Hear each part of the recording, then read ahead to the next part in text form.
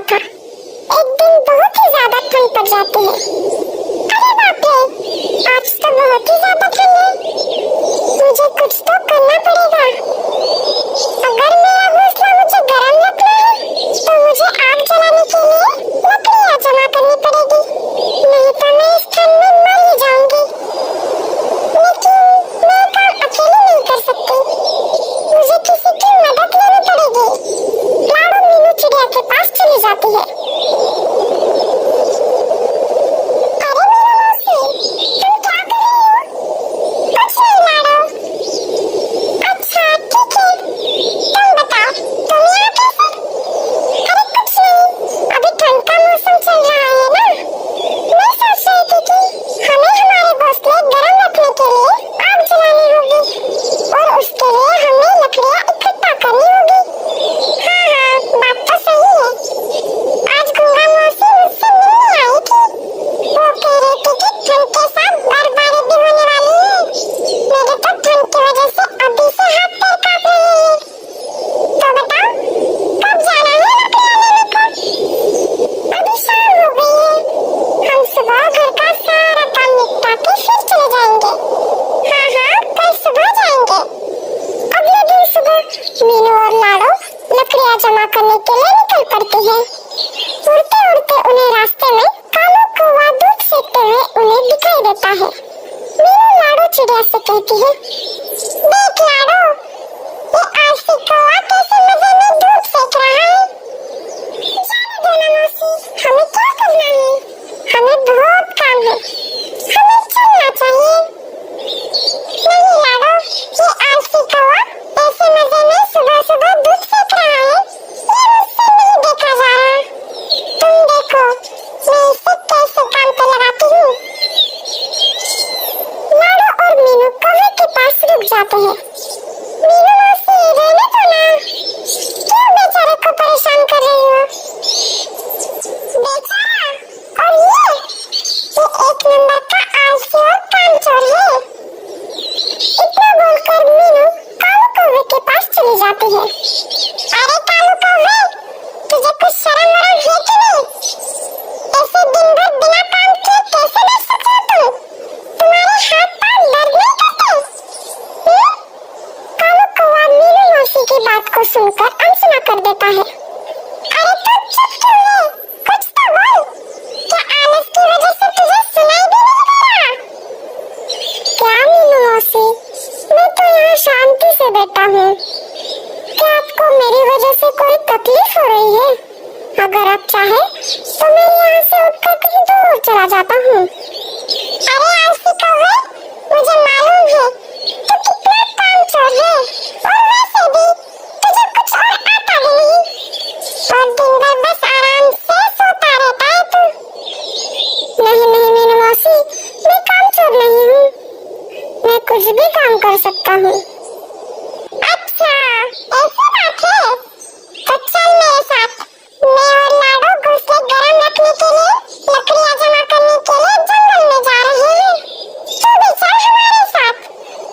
कालू एक भोला कौवा था, वो मीनू मौसी की बातों में आ गया और चल पड़ा उनके साथ।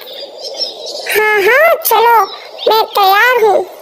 देख ले, तू अभी हाँ बोल रहा है, बीच में काम छोड़कर कहीं भाग तो नहीं जाएगा? अगर तूने ऐसा किया तो मैं तुझे हमारे ग्रुप से निकाल दूंगी। तो बैठे रहना रात में ठंड में ठिठुरते हुए। नहीं मौसी, मैं आ रहा हूँ ना तुम्हारे साथ।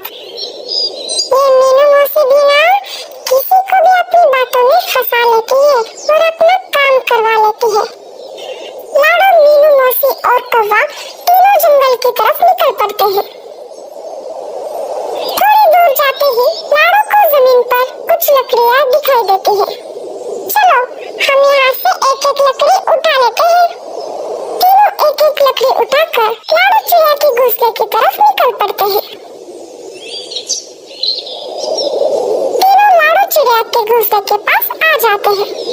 तभी मीनू चिड़िया लाडो से कहती है, लाडो तुम्हारा घोंसला तो बहुत छोटा है, अगर हम यहाँ लकड़ियाँ इकट्ठा करेंगे तो घोंसले में रहने के लिए जगह नहीं रहेगी और फिर हमें आग भी तो जलानी है।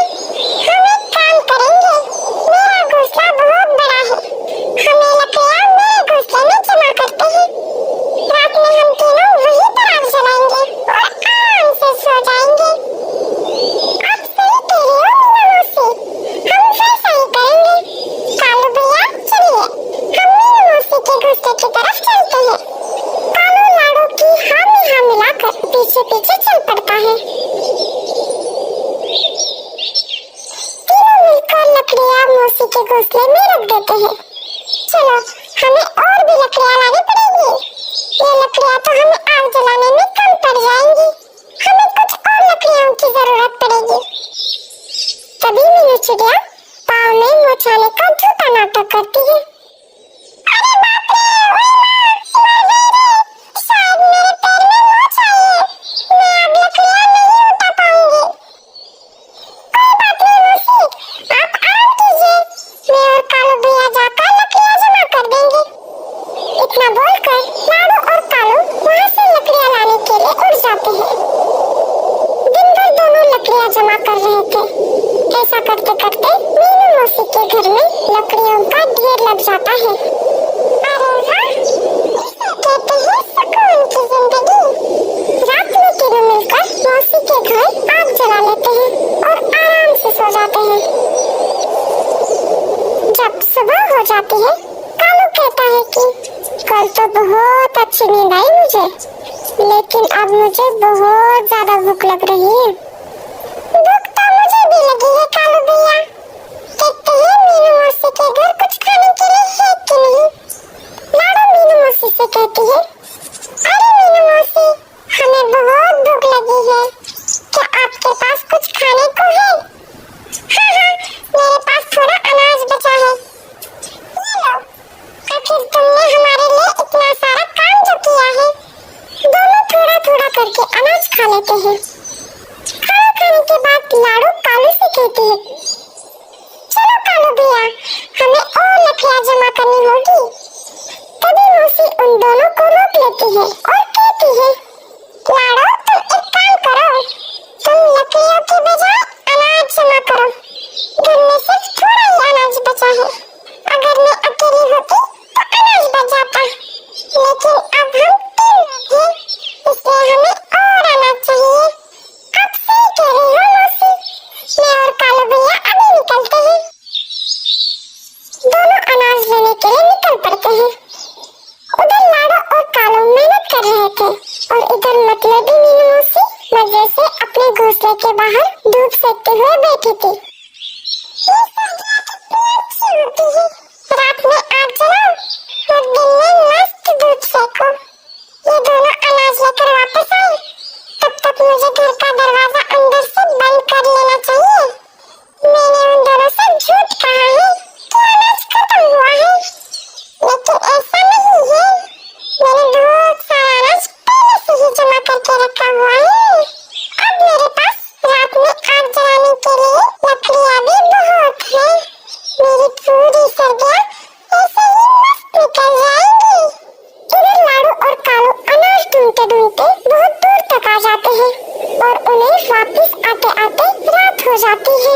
और इधर मीनू मौसी घर का दरवाजा बंद कर देती है। रात हो जाती है और दोनों मीनू मौसी के घर के बाहर आ जाते हैं। लाडू घर का दरवाजा खटखटाती है। मीनू मौसी, ओ मीनू मौसी, दरवाजा खोलिए, हम हैं। शायद मौसी सो गई है, मैं देखता हूँ।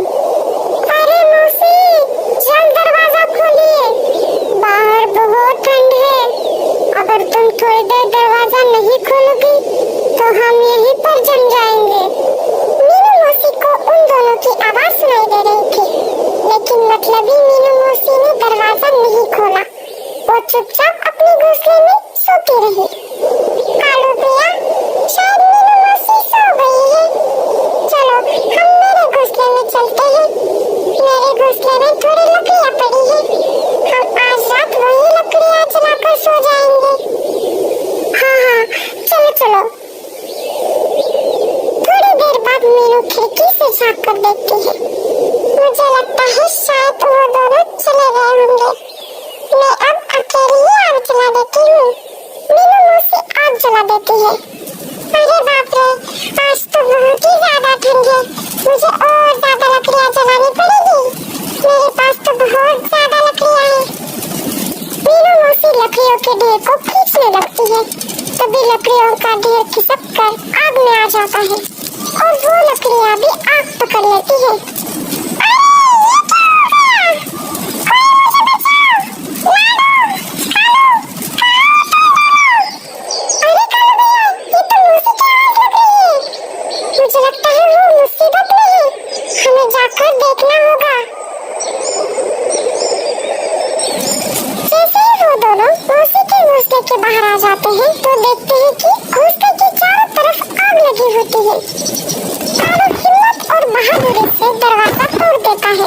और मौसी को आग से बाहर निकाल लेता है।